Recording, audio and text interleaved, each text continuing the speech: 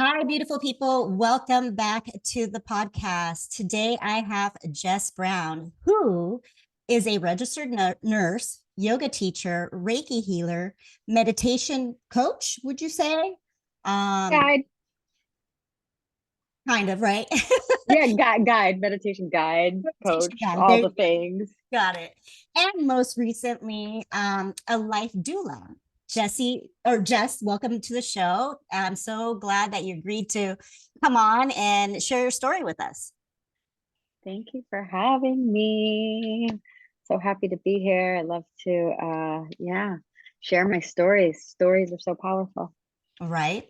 So let's talk about your story, and where I'd like to start is um I would like to know more about what it means to you Mm. in terms of loving yourself back to wholeness and what that looked like for you. Sorry, Callie, it's like drinking water making so much noise right now. Go ahead. Callie. Sorry. Um, yeah, so this loving myself back to wholeness. I think the big buzz these days is self-love.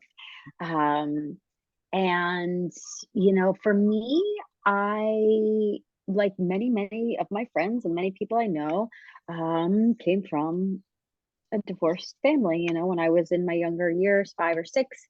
And I think just through learning, studying humans and, what it means to be human, which is such an interesting um, study, is that this when this happens, no matter what, it's like we're just humans. We're trying to get through. We're trying to cope with life, and then we have these parents, and as children, we just depend on them. They're like everything, and we think that they, are perfect.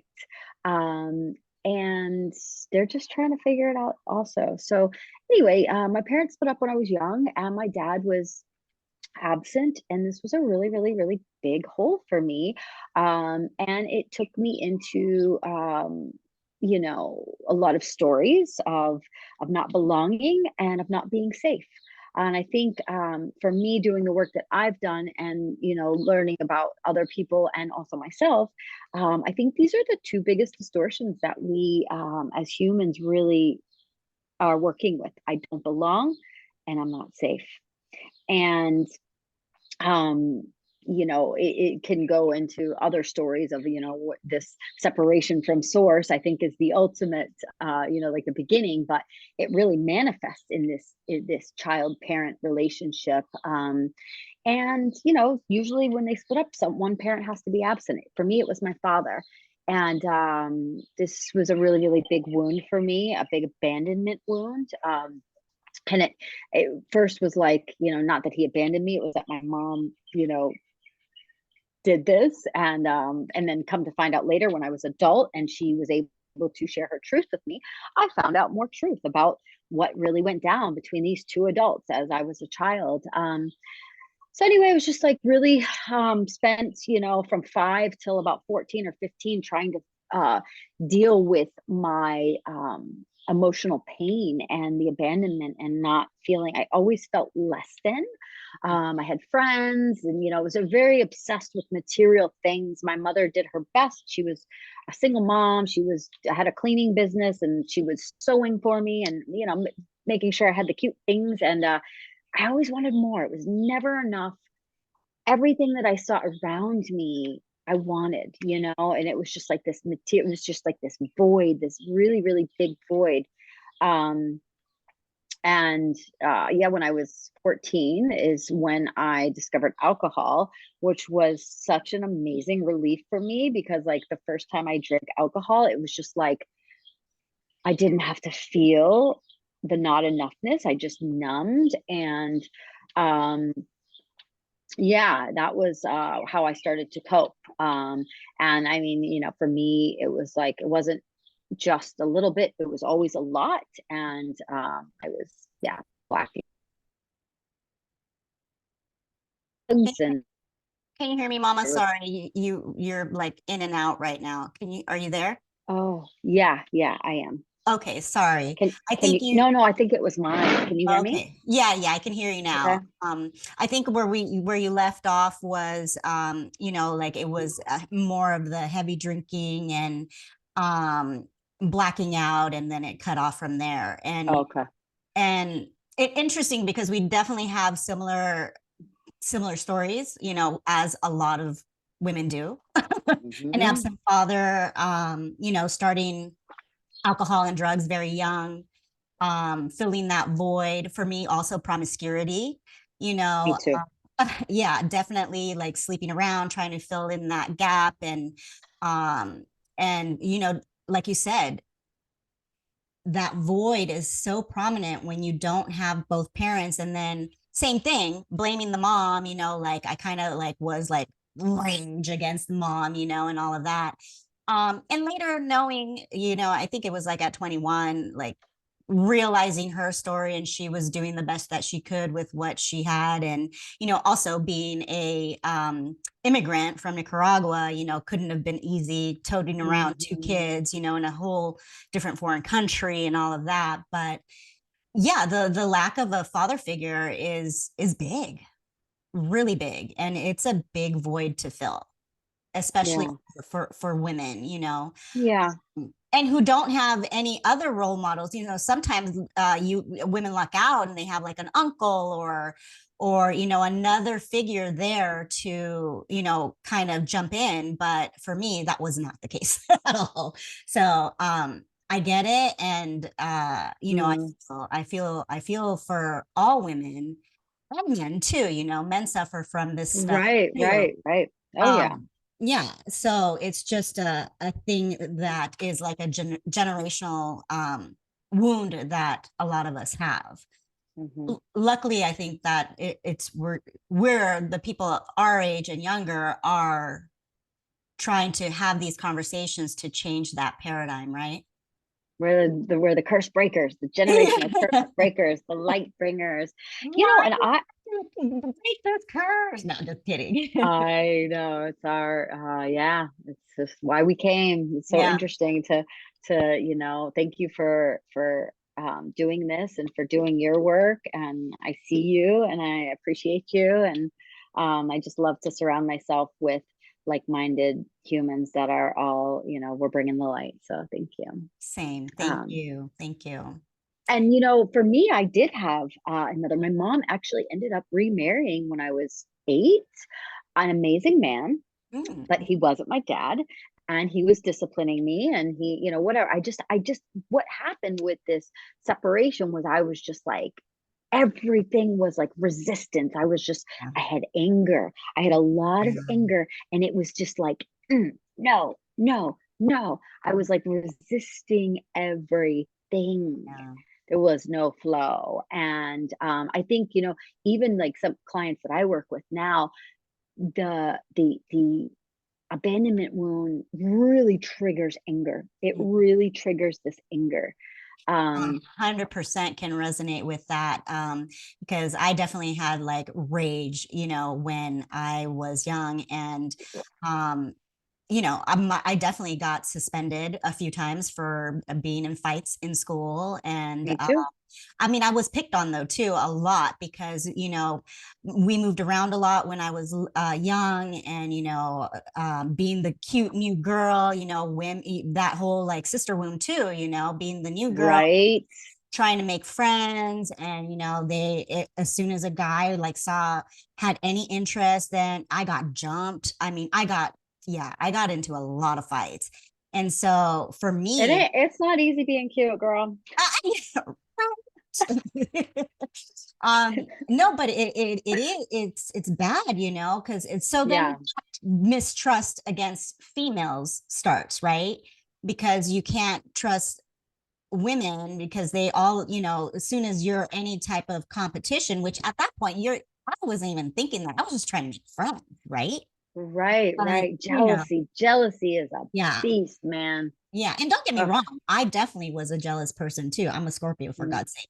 So but yeah, it goes to show. And then the thing is with that, women aren't allowed to show their anger and rage. We don't, like, if we start getting into fights, so they're just like, oh, what's going on?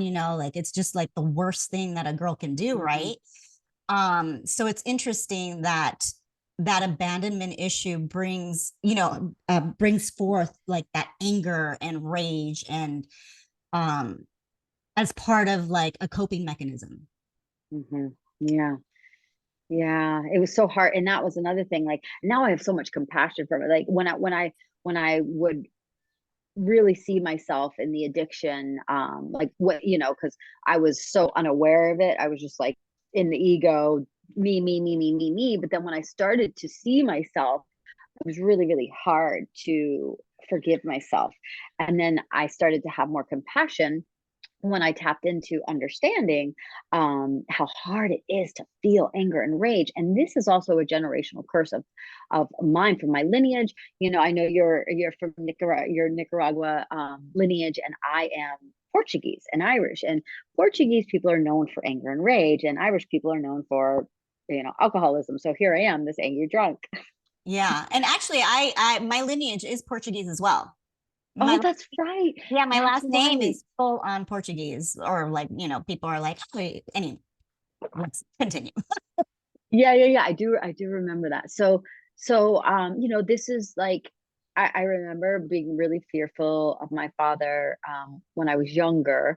And then, also my grandmother, it was just like I can, now that I tap into it, I can see the patterns, and I saw how that showed up. I ended up getting pregnant very young in high school, had a daughter.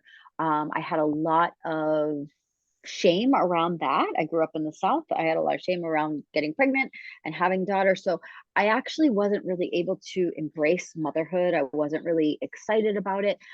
And now, doing all the work that I've done, what I can tap into is that when I did get pregnant, I was really excited that I could control someone. Like I thought that I got him, I've got his kid, and I think I've talked with a lot of women. A lot of women get this. They think that we got one up on him, and that was actually not what happened at all. It was the opposite. Like and so that was a whole other resentment. There was a lot of resentment that I now had to deal with. I had the anger and the rage, and then now I had this whole resentment. And after I had my daughter, actually, is really when my addiction propelled into, which is, sad because I had a child. Luckily for my child and for me, I had a very amazing support system, my mother and my grandmother, and they were there to kind of pick up where I wasn't able to. So it's really been a process of forgiving myself a lot for this, because my daughter is amazing, but she had deep abandonment wound, a mother wound, Mhm. and a lot of anger and resentment towards me for not showing up. And, she's aware of this now, and I'm aware of this now, but I didn't know. I just was always like, so, I'm the mother. You don't, why don't you love me? Like I was always trying to force stuff. It was always this control and force. And, um, yeah, I just put her through quite a ringer. She ended up living with her dad when she was a teenager, because teenage girls and their mothers. And then Yeah. also I was really in a lot of emotional pain, and a lot of addiction. I got into a marriage that was pretty toxic. We were both really struggling with handling our emotions, so we were both trauma and drama bonding. And then he had 3 children, I had Devin. So we were yeah, really, really bringing these kids into quite a mess. But just to bring it back to loving myself to wholeness, I always had a lot of shame around what I was doing. Like I wasn't just like, yeah, this is me, this is my life, screw everybody. I always would come down, off of whatever high, and just feel so bad. And I would, go for like weeks without, yeah, I'm going to do it this time. I'm not going to, and then I would see people that were really peaceful, and it was always like yogis. That's what happened to me. I was living in Florida, and I saw this yoga studio up the road, and I always see these people coming out of yoga, and I was like, man, I want what they have. I just felt it, I knew yoga was going to save me.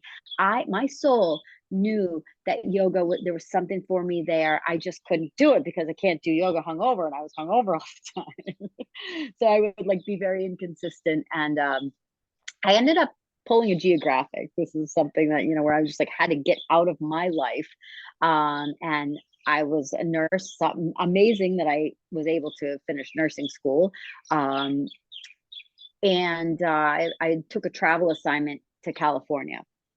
There was just so much debauchery in the space between, younger and then when I moved to California. But it's just, they're all the same. It's all the same story, the same thing, cycles.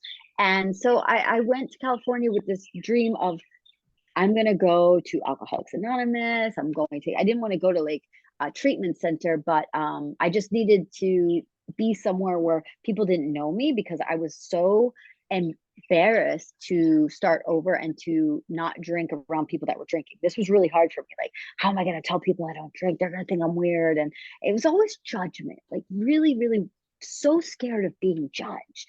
But I was also judging a lot. So this is how that works. And so yeah, I actually tried for a couple of years. I met my now husband, who and he was really just such a beautiful mentor and guide for me. He never shamed me. He saw me in my pain. It caused problems in our relationship, and he just loved me, through my pain. And he was getting tired. He was definitely getting tired. And it was so interesting. Like he said to me one time, I'm tired. He's like, I'm just getting tired. It wasn't like any big blow up. It was just like, I don't know, Jess, I don't know how much I can do this. I'm getting tired. And it was like the way that he said it was so, he's very, regulated in his nervous system. He doesn't like overreact, and Yeah. he holds his frequency very well. And like, I felt it when he said that. I'm like, this dude means business, and I don't want to lose him because he's really cute and sweet. Yeah. Yeah. And so I really, really started to change at this point. And then I ended up having like these allergic reactions to alcohol. Thank God. It was like, I things would happen, a hangover for me was like a 5-day anxiety attack, and I still wouldn't listen to that. And then it finally ended up just manifesting in this allergic reaction where my face was exploding. And I went to the eye doctor one day on Venice Boulevard. He took me, and I couldn't see. My eyes were all swollen. I had cuts on them from itching them. And he's walking me across Venice Boulevard, holding my hand. And I was so riddled with shame for like, just like, what am I doing to myself, And, um, and he's walking me across the street, and it was like a spirit just spoke to me in this moment and was like, if you can't see what you're doing to yourself, then you're just not going to see. And it was like in this moment, this like, this inspiration. And I ended up contacting a woman from my yoga studio who was in Alcoholics Anonymous, and I started kind of on her tails and following her. She was a mentor, and it still took me about another year. I was in and out. I was on my path. And in 2017, January, I stopped drinking. And then 2018 in April is when I stopped pharmaceuticals and pills. And because that was another part of my journey. I broke my back in a car accident, and the doctors gave me a lot of opiates. And I was already like not into feeling my emotions. So give me some whiskey and some opiates. And I was like, this is great. I don't have to feel things. Yeah, and it's totally par for the course for them to just prescribe, pills, with no like thought to like the patient and what, maybe they have an addiction, maybe this is not good for them, maybe, just not thinking about the patient. And I mean, and as far as like the in and out of addiction, that's usually the case, right? Most people, there are some people who miraculously just one day, quit, but most people's journeys that I know, usually, they go in and out, until they finally are like, okay, that's it, I'm done, right? That was kind of my journey too. I stopped drinking alcohol. But then once in a while, because my family, my cousin owns a wine bar right here in Los Mhm. Angeles, one glass, but then I would just notice that I'm like, I just don't feel good. Like I feel even one glass would just the next day I would feel it would be like this mild depression Yep. that would come on, and I'm like, why am I doing this to myself? This is just gross at this point. It doesn't do Yeah. anything. It dehydrates my skin. I'm like, that's it. I'm done. So, uh, Yeah. and then not that I was addicted, but a lot of people don't realize that they have, that they are high functioning alcoholics. And Mhm. it's like culturally unacceptable. And I think this is changing, but it's culturally like you said, very judgmental when you're not Mhm. when you're not Mhm. when you're at a party and you're not partaking, and it's Right. also very uncomfortable for me to witness people go from like zero to drunk. Like those scenes, I just don't resonate with them anymore, so i Right. Me i too. found yeah, I just found myself slowly removing myself little by little, and I'm just like, I'm out. I can only tolerate so much of that now. So I get I it. know, it's Yeah, really, really not easy for me. And I think the thing that when you're not drinking, it triggers something in a lot of other people because they have yeah, to look at themselves like, oh, what is there? Maybe I have a problem. And it was so empowering for me to finally get to the point where I was like, no, I don't drink. And then somebody would ask me why. I said, because I just don't have access to my highest self. And I want to be my highest. I want to be the best version of me that I can be. And if I drink, I don't have access to that. Boom. Guess what? They shut up. yeah, yeah. It's a mirror, right? They're you're reflecting back to them the what how they feel about themselves and drinking. I know definitely I'm a mirror to a lot of people and have triggered a lot of people in these past couple of years in terms of that. Um, and also like just, not giving them my presence, I know Yes. has been very hurtful. But I can't do that to myself. I Right. love myself more. So I love the journey so far on all of that. And what other steps did you take in terms of, loving yourself back to wholeness? Because I know it's still a process. It will always be a process, right? We Mm-hmm. constantly have to do this work. It doesn't just end one day. Mm-hmm. Yeah, it was, I mean, yoga and meditation. Yoga and meditation. I just really got into this community, the Yoga Nest in Venice, and just met so many sisters and friends, and traveled the world with the woman that owned the studio. And yeah, I just found myself really, really loving yoga, and I wanted to do a teacher training. And I had such a hard time.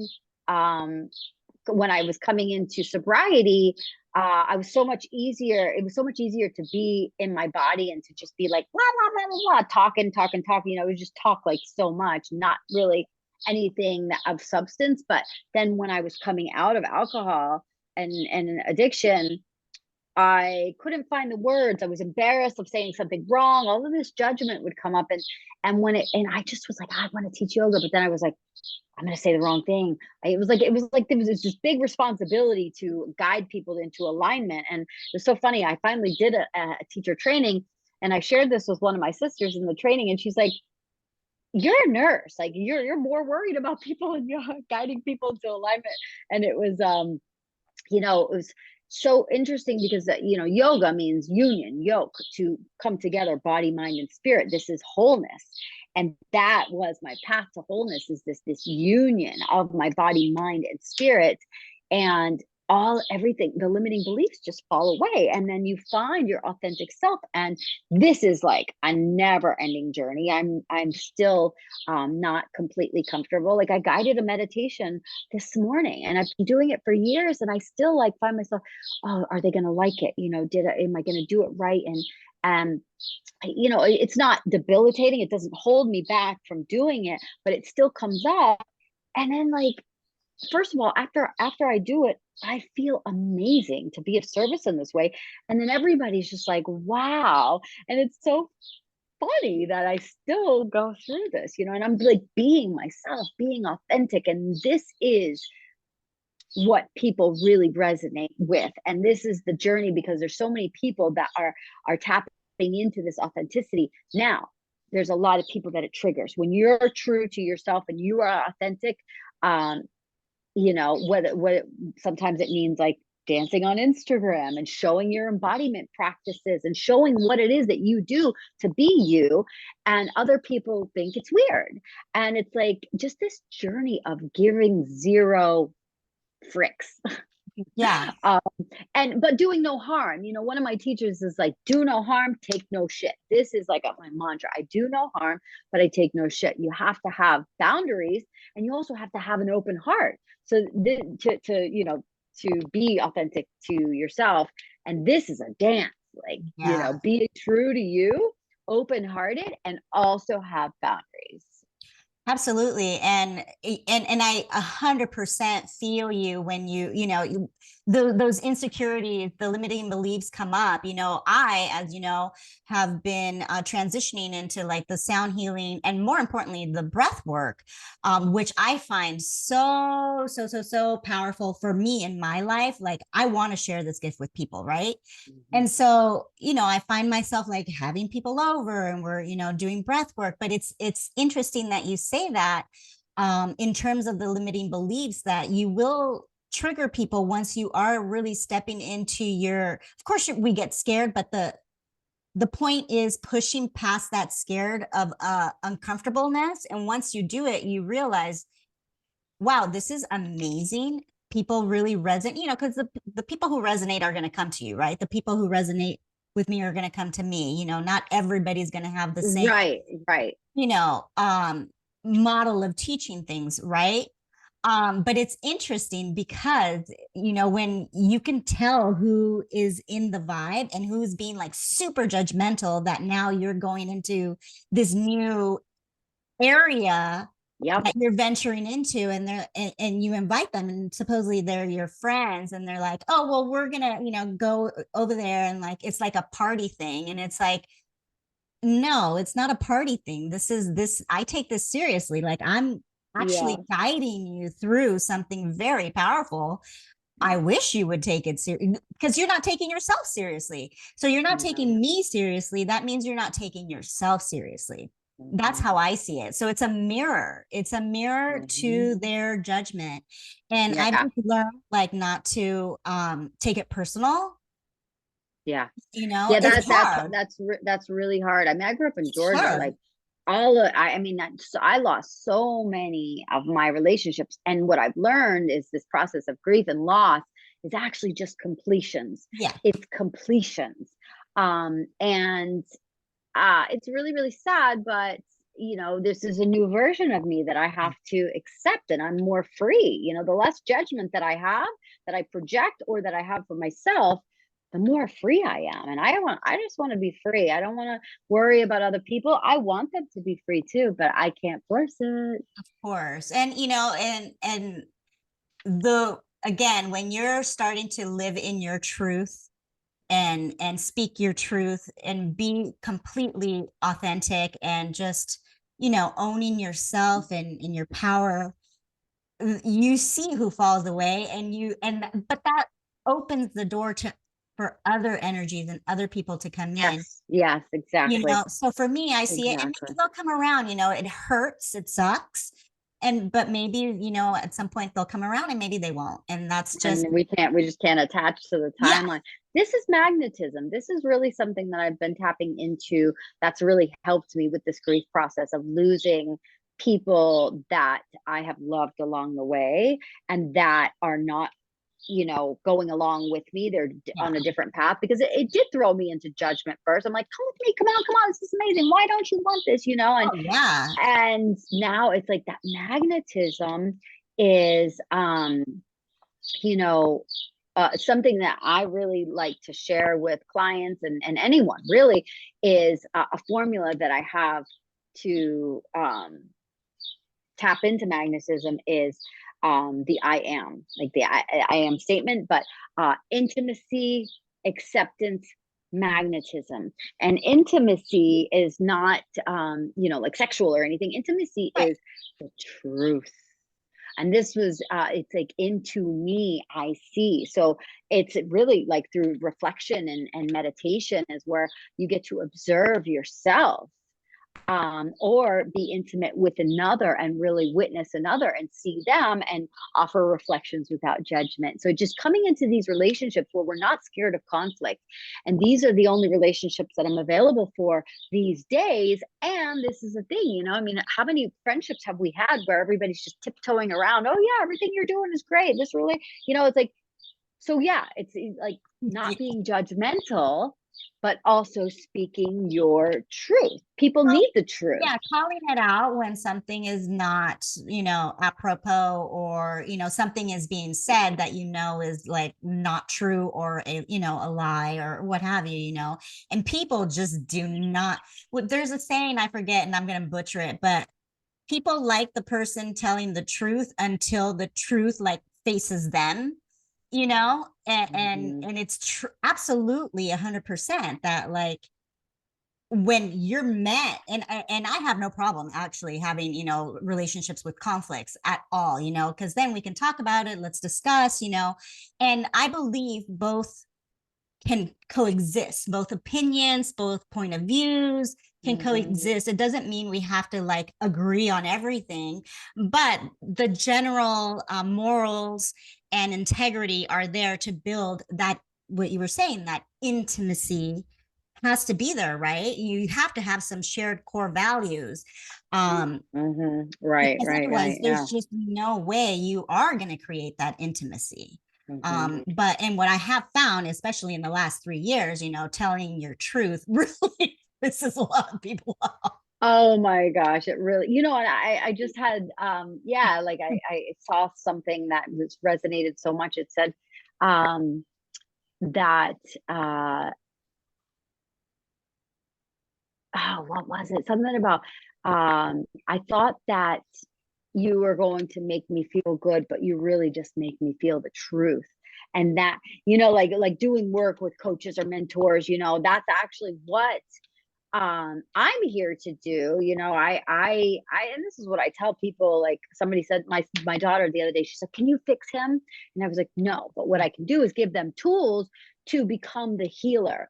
And that means offering these reflections. I'm not here to candy coat everything and tell you everything you're doing is right and make you feel good. I'm here to make you feel the truth. Right. This is embodiment. This is, like, this being our authentic selves. This is what we're really tapping into, and that I feel like is a big part of magnetism, when you can call in that soul family or soul clients, doing finding myself in a mentor space now. Initially I was just like, I wanted everybody to have the work, and I was just like, yeah, sure, sure, you want to do this, oh, I'll give you half off, I was just like desperate to spread the message, and it became this mess because I wasn't honoring myself. And I wasn't calling in soulmate clients. I was just like actually choosing. I wasn't choosing. I was actually allowing myself to be chosen by, um, desperation, and not so. And so now, I only work with soulmate clients. I call them in. I magnetize soulmate clients. This is my prayer, actually, to work with, and they become my friends. It's like sisters. And so it's interesting, this thing of like friendships and mentor, and it kind of gets enmeshed now. And I really have no problem paying people for their expertise and for their magic. And I think I used to be like, why do I have to pay for that? Well, you should just give it to me for free for friends, and then now that I'm Oh in the space, no. then yeah, no, we need to have these energetic exchanges. It's so important to honor each other this way. Yeah, support each other in that way, not only by the presence, but also financially. Why wouldn't you be compensated for Right. work that you do? And I think that's a big thing in the spiritual community, of this like taboo thing of like, you shouldn't get paid because you're doing spiritual work. It's like, Yeah, we live in the fucking 3D. People's got to pay bills, and this is a lot of energy for you and I to exchange with people and hold Hmm. space and, Yes. guide people. And like you said, it's all about that magnetism and hopefully the right people will show up. Unlike, like what we like in my beginnings of the breathwork thing, people are coming in stoned and, like with hard kombucha. And I'm like, what is going on here? But now, like you said, you weren't honoring Yeah. yourself. So now I'm more aligned as like, okay, now only people who are really like are coming here to do in my house, like the personal work and are willing to, because it's not easy. It's Hmm. not easy work, right? To Right. do like breath work and somatic healing and all of that. It's not easy. The person has to be willing to participate in their own Right. healing process. It's not a joke. Yeah. Well, whatever with that. Now, I want to get into you're in Hawaii and for the most part, for most of the year and then you pop over to back to LA a little bit and I get to see you, which is but I know that you've been working with fern and I'm interested to know what that means and what is fern medicine. Ah, fern medicine. Okay.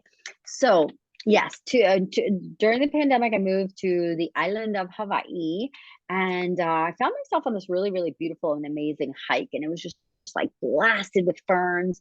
Every single time I was on this hike, I would just be different when I received so much inspiration. I would just find myself in such a different space and getting so many downloads. And this is really where the cosmic heart began, which is my mentorship. All of this information came in from there, um, and I ended up with a mentor, a Hawaiian mentor for learning about Ho'oponopono, and then I ended up for this whole man. His name is Keone Hanalei, and he works with fern medicine. He's a medicine man, and yeah, it was I just found myself in his space randomly. He was like doing a workshop 6 miles down the road from where I was living out in the middle of nowhere. I didn't even know what was going on. I was just like, ferns, cool. And what it is it's actually an embodiment practice. It's called ulu. And Ulu. so, ulu, Okay. which is, it means inspiration. This means Oh. inspiration. Now, the word inspiration also means direct influence from God to inspire. And I'm also a nurse, so inspiration is inhalation, it's the breath, the spirit. So it makes sense that inspiration to inspire is influence from God, which is also known as downloads and ideas and like this fantasy land. It's like we can have all these downloads, and really what his work does is help you bring these downloads into the 3D and make them practical. So it's and the work that we do with the ferns is it's union work. So this is a big buzzword right now, union work, and it's also yoga, union, wholeness, um, body, mind, spirit. But with his program, it's called Aloha Ma, is the feminine, the masculine, and the Amakua. Amakua is also known as your higher self or your ancestors. Now, his grandmother was a medicine woman, and she was working with ferns. And the reason why ferns are so special is because they are in a state of completion. They are balanced in the masculine and feminine um, spores. The spores, like and same with psilocybin. Right. They are in a state of wholeness. They are the holistic self. That's what they represent. And so, and this is thousands of years old teachings that was actually held for elite, Hawaiian elite. And I don't know, I think it was about 7 or 8 years ago, the elders lifted the kapu, they call it, like it was forbidden for regular people. They lifted this several years ago because the world is in so much trouble. They're like, share this medicine. So he is a poster child for the fern medicine. He's really, and he's had his own journey with being weird and addiction and imprisonment, and like so much. And I'm just so aligned with him and his teachings and his journey. But the ferns, there's 103 that are native to Hawaii, and each of them are aligned with emotion. So it's an emotional intelligence um I don't know, Practice. practice. Yeah. Yes. And Mhm. so, like the fern, there's a fern called ka'ape'ape. Ka'ape'ape is the fern of emotional grace. And so what you do is, it's a ceremony, just like any plant medicine. It's a ceremony. It's not a psychedelic medicine, Mhm. but when used in an embodiment practice or breath work, you can go into a trance and have a psychedelic experience. I've had several psychedelic experiences where I just leave the linear field and I drop into the quantum. And this is where so much magic happens. And I actually, you know, was at this workshop. I didn't even know about the breath work and the embodiment practice. I was just like, cool, I want to go hang out with ferns. I had no idea. And then I ended up having this amazing trance experience where I shifted so much. It was really big healing for my father wound and my abandonment with yeah. And he's my teacher. Like I'm in it. Like I am fernalicious. Beautiful. Just And yeah, so now I bring this into my practices, and I have my own ways of doing things, and I teach yin yoga, so I bring this a lot into yin. And I do private sessions, through my mentorship, and I also bring his work into my work. But yeah, the ferns are really powerful. I work with compassion, the fern of compassion, um, and grace is where I'm working with these two really in tandem right now. I love it. And isn't it just so beautiful how Mother Nature just has so much innate wisdom and gives us so much back when we revere it, when we honor it, and when we just, really pay homage to Mother Nature. Yeah. She just has so much to give back to us, and Mhm. like, who knew? Fern. you know, it's I know. amazing. Yeah.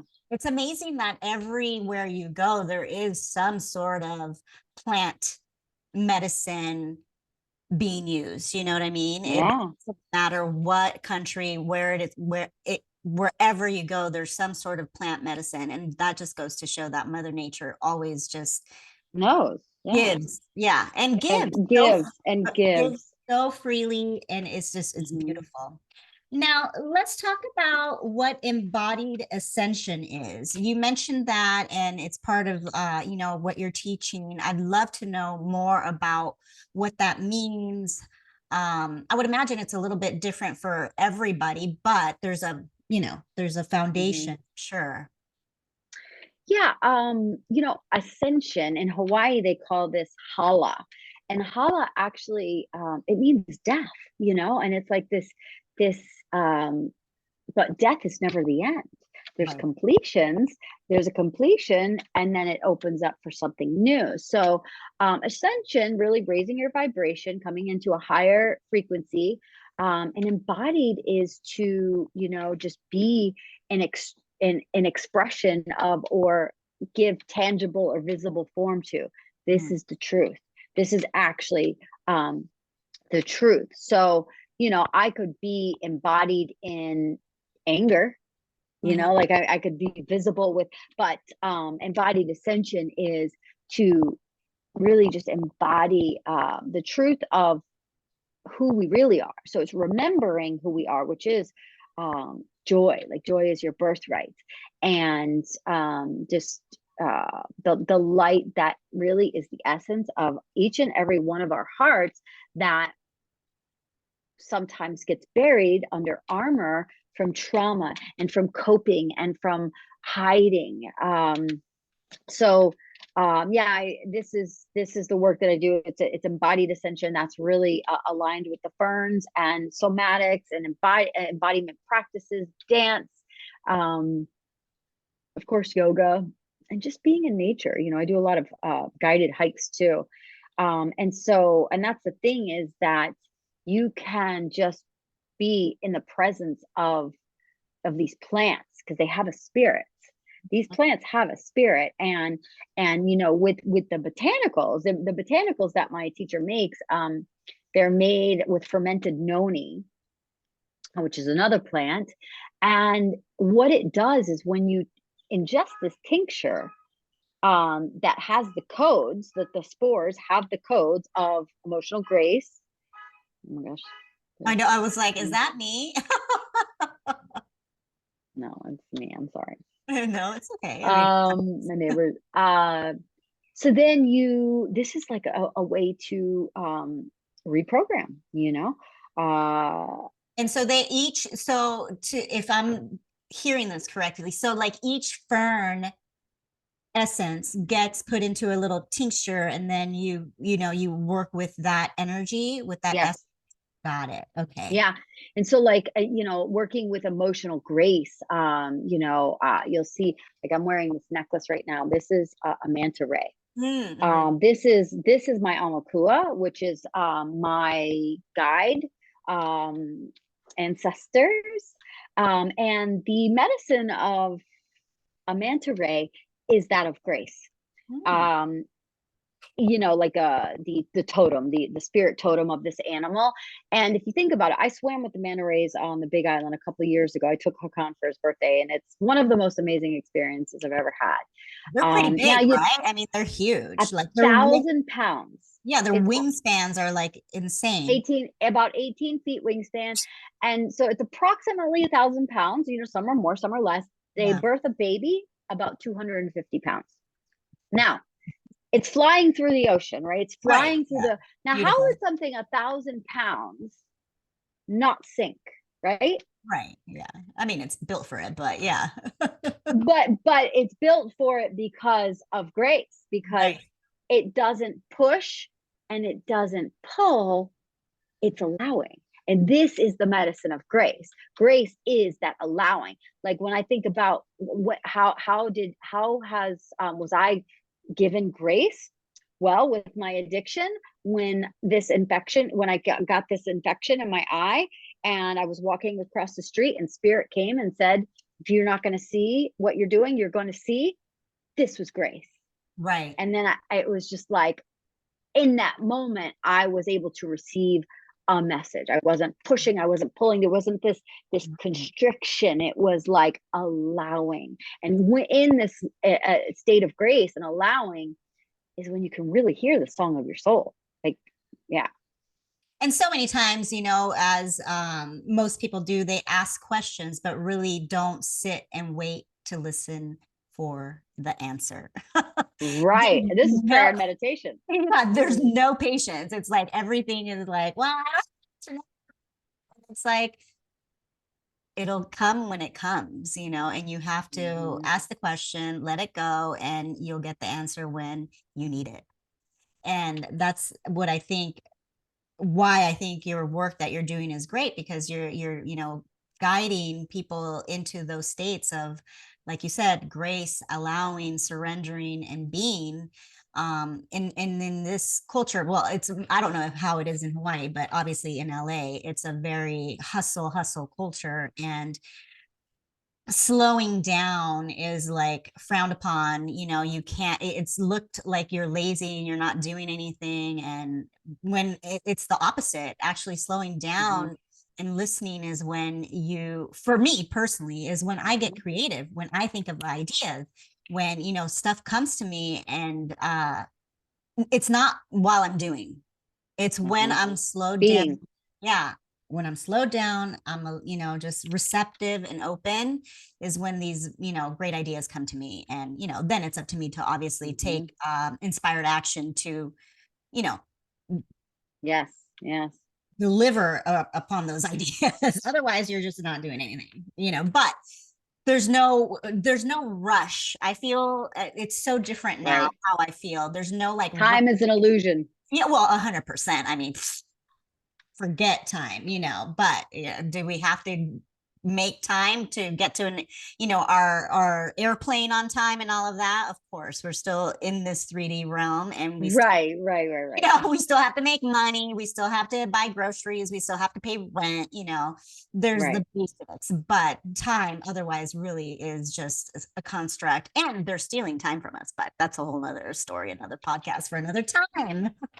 Another time. Um, so I know you have a beautiful offering coming up, a retreat, and it's called the Yes. Yes. Yes, it's called the Yes Retreat. Tell me why Yes. you and your partner named it that, and what you're going to be offering.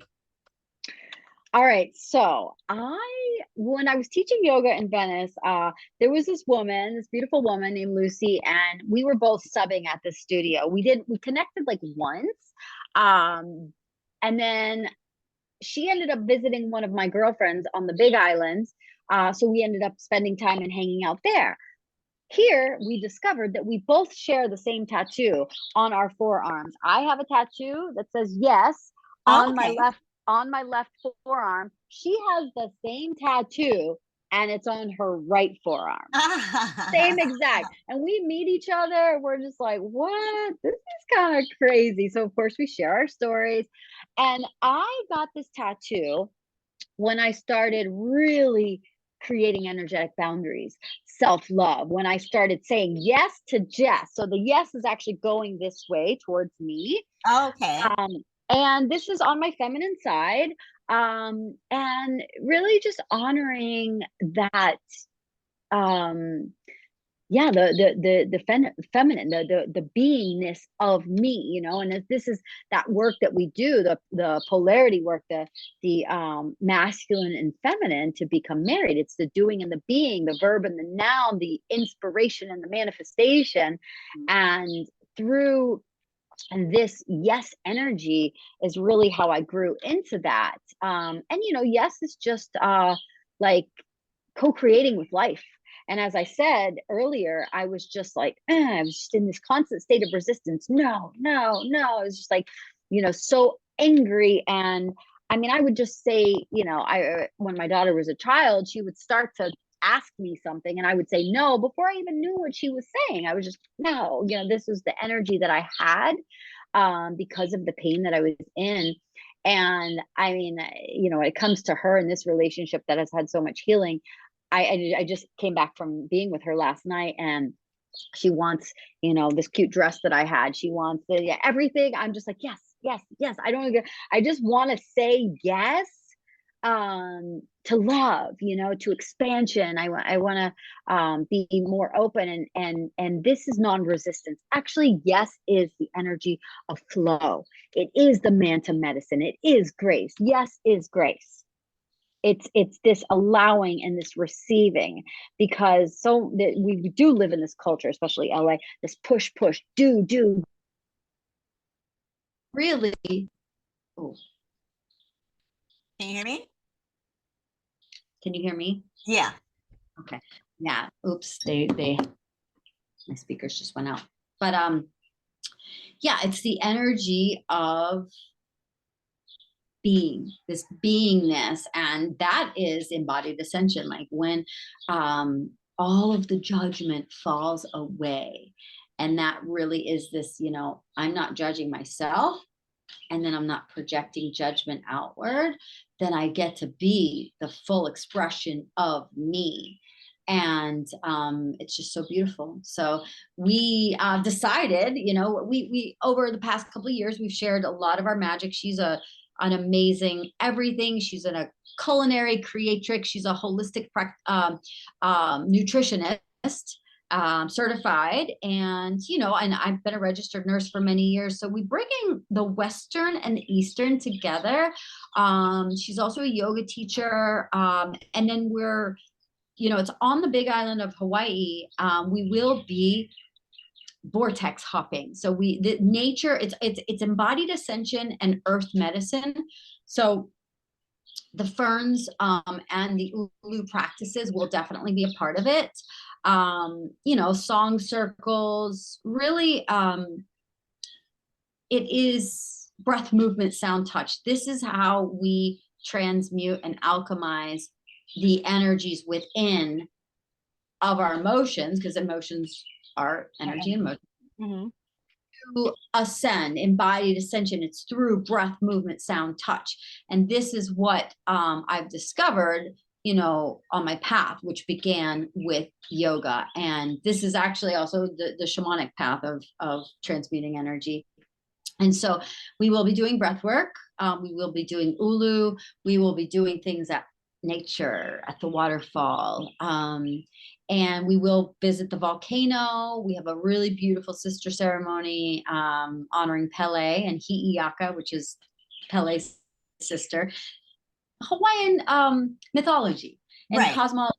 We'll be bringing a really big element of Hawaiian wisdom into it, because it's a really beautiful, magical kingdom of Hawaii. Right. That, the spirit of aloha is what I have received, which is unconditional love. Aloha means the path of light. That's what aloha means. It's a greeting and a hello and goodbye, and it means I love you.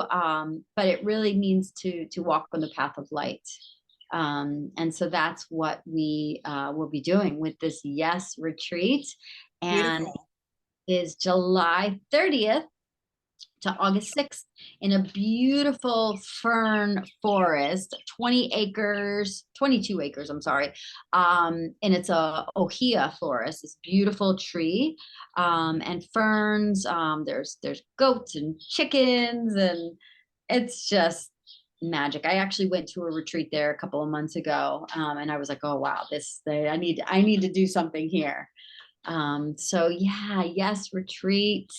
And Lucy, yeah, so she'll be making some delicious organic food from the land.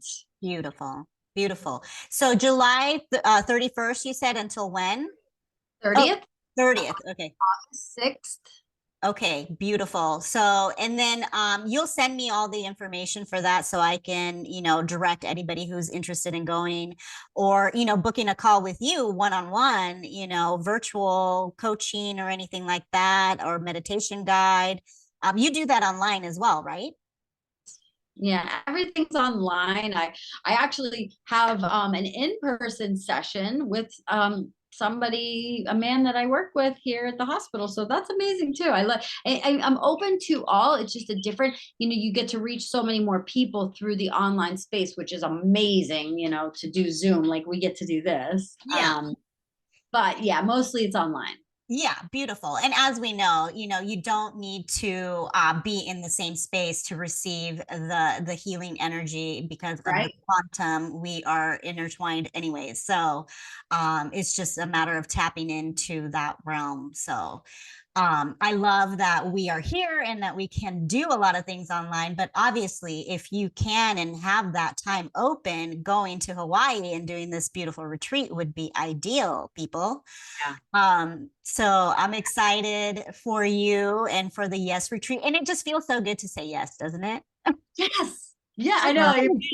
Every time me and Lucy are getting together, she'll say something, and we're so in alignment that she'll offer an idea, and I'm like, yes, yes, and it's like we just have spent 30 minutes saying yes to each other.